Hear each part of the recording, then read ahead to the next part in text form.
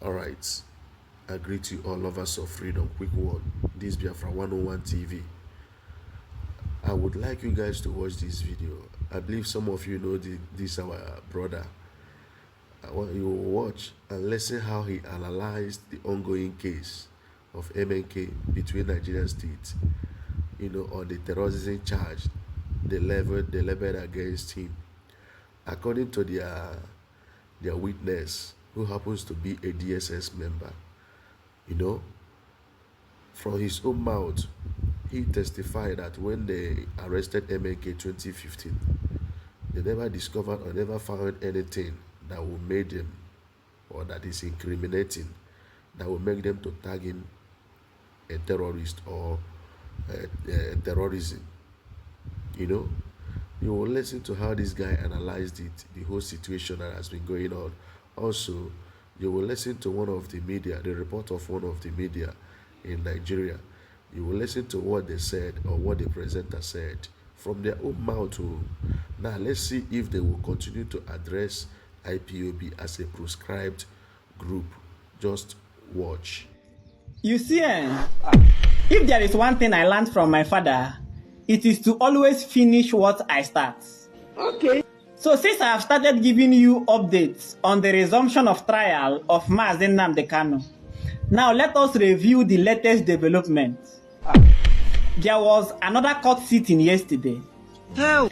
And if you remember, the first court sitting on Tuesday was mainly for the government witness to come and testify against Mazi Nnamdi Kanu. So for the sitting yesterday, it was now time for Mazi Nnamdi Kanu's lawyers to interrogate the witness.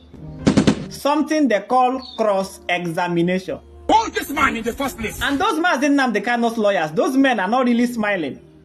Especially the lead counsel. You don't know. He really put that witness on a hot seat. If not for that mask he was wearing, we would have seen sweat coming out from his nose. Jay. You know that kind of situation where eyewitness don't go fit talk with the eye see again. At some point, the witness was looking at the judge for help. Look at you.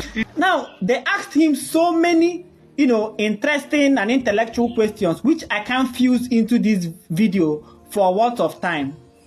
But I have been able to pick out and summarize these questions into 8 very interesting and critical questions. So let us highlight the 8 most interesting and critical questions that the lawyers asked the witness and how the witness answered to these questions. Continue.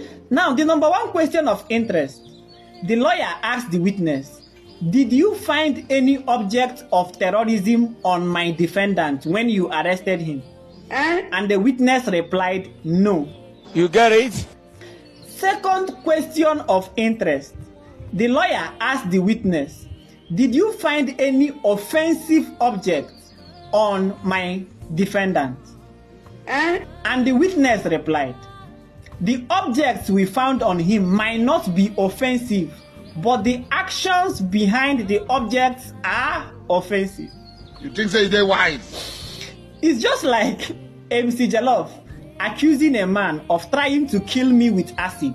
Hell. Now they ask me, did you find this man holding an acid? I said no, he was holding water. He what? They now ask me, this water he is holding, is it offensive? And I said no. Water in its natural form, H2O, is not offensive. But water in the hands of this man can turn to acid. Oh, I'm not too much. But let's move on. Third question of interest. The lawyer asked the witness, do you know any other person that is standing in trial with my defendant? And the witness said, I don't know. So the lawyer continued. So according to your knowledge, my defendant is the only person involved in this agitation. The witness replied, that is not true. No problem. The lawyer said, okay, who are the rest? The witness replied, from what I read on social media, I know of Simon Ekpa. Really?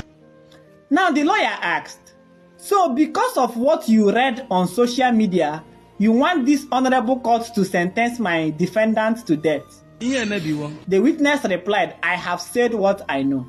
The lawyer asked him again, this name you mentioned, is he standing in trial with my defendant? The witness said, I don't know. The only thing I know is that he was arrested. Okay. The lawyer was that is not what I asked you. Is he standing in trial with my defendant? The witness replied, I don't know. Help. And the lawyer told him, we are taking into account all the I don't knows that you have said in this court today. Now, fourth question of interest. The lawyer asked the witness, is my defendant charged with damaging any property of a person or the government? The witness replied, he is charged with terrorism. Shut up. The lawyer was like, that is not what I asked you. Is he charged with damaging anyone's property? We must learn a lesson. The witness replied, he might not have damaged the property personally, but he damaged it remotely because he instructed people to damage properties of government. A town hall. Now the lawyer asked him, do you know any single person that damaged any government property on the instruction of my defendant? The witness replied, it is not my duty to answer that question. It is smoky book. He called look judge. Come realize that the judge no send in papa. Now, fifth question of interest. The lawyer asked the the witness, do you know that there have been killings in Kaduna, Zamfara, Plateau, and Benue? Do you know that villages have been attacked, schools, mosques, and churches, and people have been unalived? Are these killings and unrest related to the agitation for separation of states? The witness replied, no. Sixth question of interest. The lawyer asked the witness, do you know that my defendant said that this country is suffering from corruption? The witness replied, that question is not supposed to be put to me.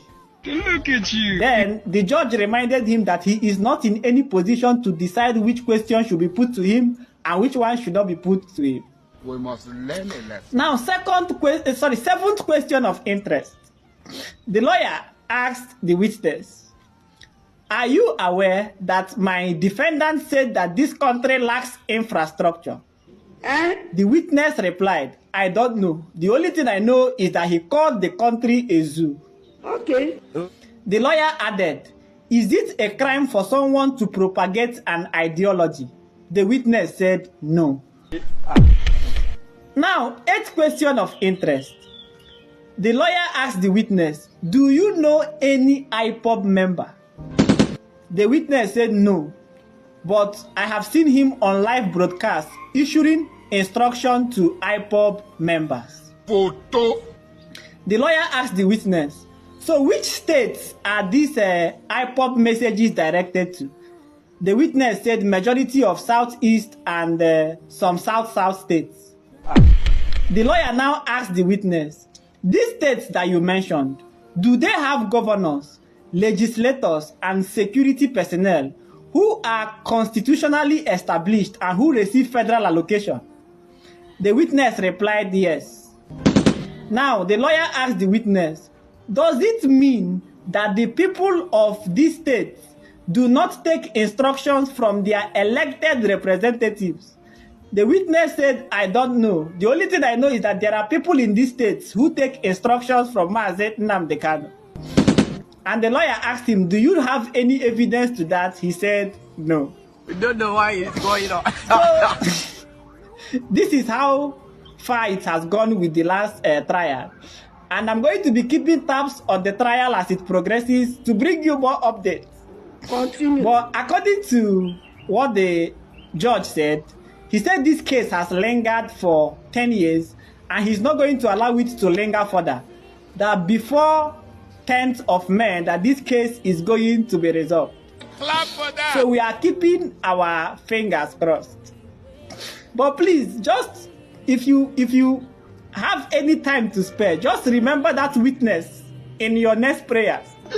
Because the kind of question that they bombarded him with, it is too much for one person to answer. He did not witness the way.